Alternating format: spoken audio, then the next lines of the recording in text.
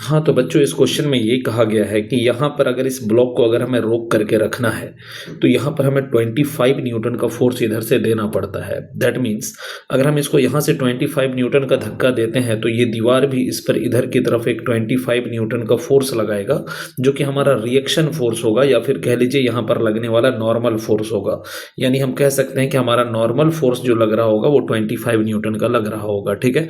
और ये ब्लॉक रुका हुआ है। अगर ये ब्लॉक रुका हुआ है तो इस पर नीचे की तरफ वेट काम कर रहा होगा, और इस वेट को बैलेंस करने वाला जो फोर्स होगा वो यहाँ पे लगने वाला फ्रिक्शन होगा, जो कि दीवार और इस ब्लॉक के बीच में यहाँ पर लग रहा होगा फ्रिक्शन, और यही फ्रिक्शन इस वेट को बैलेंस कर रहा होगा। यानी हम ये कह सकते हैं कि हमारा वेट जो होगा वो बराबर हो जाएगा किसके, फ्रिक्शन के। वेट हमारा mg होता है, बट हमें मास पता नहीं है, तो हम यहाँ पर फ्रिक्शन का हेल्प लेंगे कि वेट इज इक्वल टू हो जाएगा कितना, फ्रिक्शन।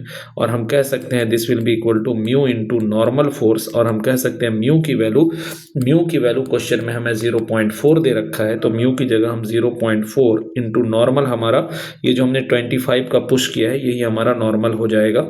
पॉइंट को हटा करके हम यहाँ पर नीचे चाहे तो 10 लिख सकते हैं, एंड 25 फोर जा हमारा 100/10, दिस विल भी हमारा आ जाएगा 10 न्यूटन, ठीक है ना। तो हमारा वेट आ जाएगा कितना, 10 न्यूटन आ जाएगा। अगर हम मास की बात करें तो वेट को mg रख करके g की वैल्यू 10 मानेंगे तो मास हमारा 1 kg आ जाएगा, बट हमसे वेट पूछा है तो ऑप्शन थर्ड हमारा सही हो जाएगा। Thank you.